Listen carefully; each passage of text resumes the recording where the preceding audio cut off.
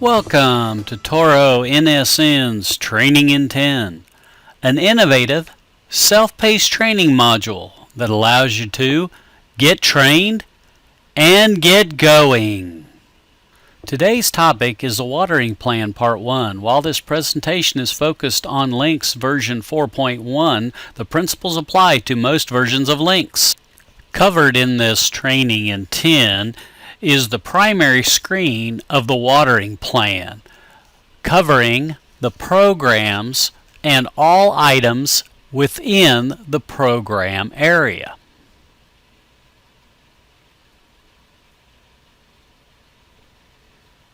We will start on the Lynx Watering Plan screen, and we'll zoom into each individual item as we discuss it. We are going to start on the top left-hand part of the watering plan screen. This area allows the user to select the golf course that they are going to make adjustments to with this drop down. The site adjustment allows you to modify the entire system either up or down. The course adjustment allows the user to percent adjust the selected course up or down. We're going to start along the left-hand side of the watering plan screen. This is where the names of the programs, both the area and the instant program names, are located. The column right next to the program names is the program number. Lynx identifies the programs by its number. This number is also used for area-based operations within the handheld radio interface. Next to the program numbers is a column that is on. This allows the user to turn entire programs on and off by removing the check. If the program is turned off, the drop becomes red. If the program has active starts but no active days, the drop is blue. If the program is scheduled to irrigate, the drop then becomes green. A red shadow behind a green drop indicates something within that program is turned off. We will discuss that in a later part of the episode. The next column is the auto cycle column. At the program level, if a check is placed in the box next to the program, that will activate the auto cycle for all holes and stations within that area. Auto cycle can be set up in either the course configuration or in the control system. The next three columns are used to show and adjust run times. The first column shows the last scheduled runtime for an individual program. The middle is the next scheduled runtime. This column is in minutes and is fully adjustable. It is dependent upon your hardware type what the maximum number may be in this area. The last column shows the adjusted runtime. All percentage adjustments are then taken into effect. The slash with two numbers shows a range that the runtimes are set to. The next three columns deal with amounts. The first column is the last amount scheduled to be applied. The next column is the next amount. If you're using user-defined runtimes, you could also put in just the amount and not the runtime. This requires correct precipitation rates in the control system. The last column is the adjusted amount. This takes into effect all percentage adjustments for the stations within the system. Thus, it is a range if there is a slash. The next column on the screen is the program percentage adjustment. The user has the ability to adjust a program up and down by changing this percentage adjustment number. The start time column allows the user to select what time or when they want the program to be scheduled to irrigate. The drop-down allows the user to decide when they want to schedule it to irrigate. The user can add multiple starts simply by clicking on the Add button. Once you have added it into the system, you can then make sure that it is checked on, or if you don't want it to water, remove the check. You can also set what time you want the program to begin irrigating. If you have extra stops or starts that you want to do away with, you can then click on the Delete button to remove the extra times. The user has the ability to set it relative to time, sunrise, or sunset within the system.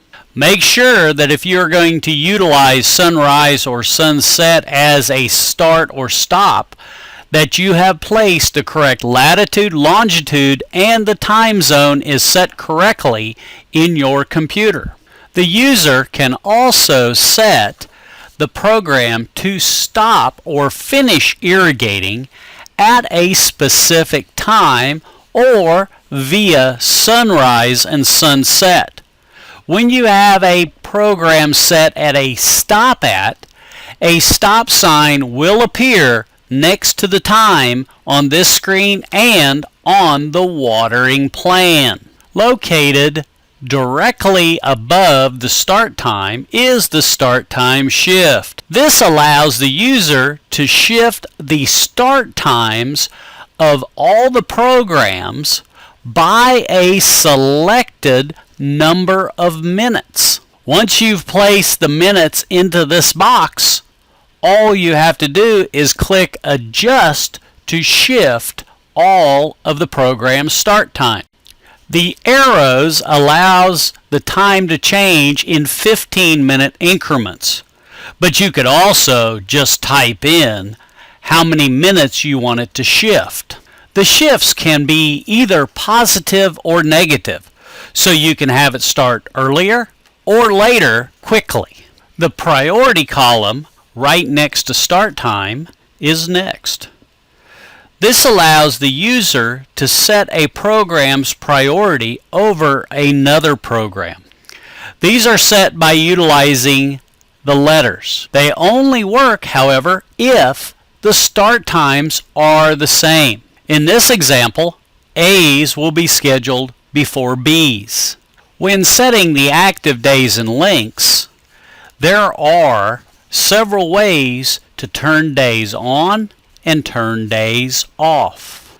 The first way is just to simply click the days off, thus making them white. For the user to expand the selection process, simply click the drop down. Then you can simply just select the days you want to be active, or you can check them off. You can also click the Set All button. This will make the next 365 days active. Or to clear all active days, simply click the Clear All button.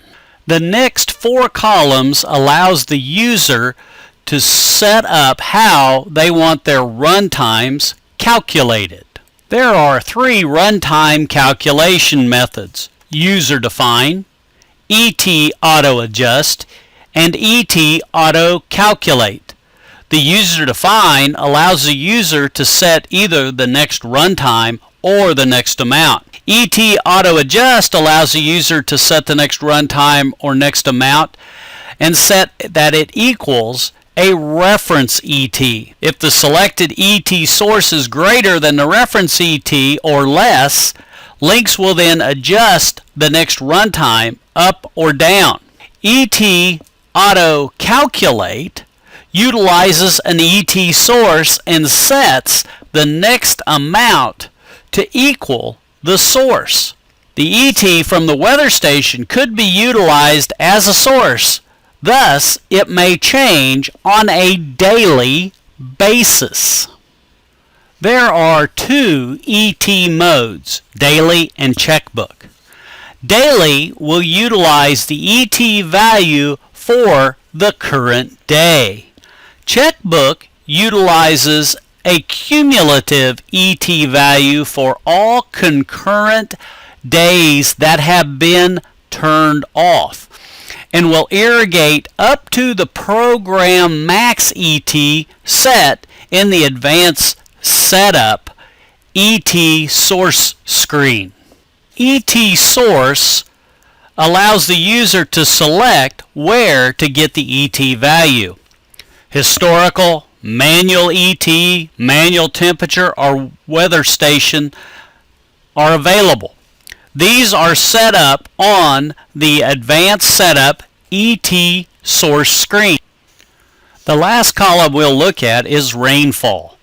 This will allow Lynx to utilize the rainfall amount for the past 24 hours to adjust irrigation amounts for the upcoming cycle. The user must select the default weather station to activate this feature. It does not have to be for all programs. Well, another 10 minutes have gone by, and you have just completed another episode of NSN's Training in 10. Today's topic was the watering plan, Part 1. We hope that this Training in 10 lesson was helpful for you to better understand this helpful tool, and that it helps further enhance your career working with the #1 irrigation central control product available, the Toro Lynx system. Be sure to keep looking for future installments of NSN's Training in 10, the innovative self-paced training module that allows you to get trained and get going. If you have any questions about this or about future training module releases, or if you'd like to participate in one of our acclaimed Toro Lynx regional training classes, please contact us by calling 888-676-8676 option 2. Once again, that's 888-676-8676 option 2.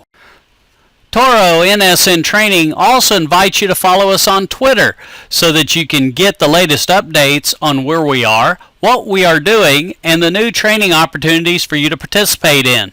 You can find us at Twitter /at Toro NSN Training and send a request and we'll follow. A service now offered by Toro NSN is NSN Focus Training, personalized irrigation software training with two options: online, 1 to 2 hour blocks, topic specific on the web, or in person, half or whole day blocks addressing multiple topics at your facility. If you are interested, once again, call us at 888-676-8676 option 2. Toro and Toro's National Support Network. Count on it.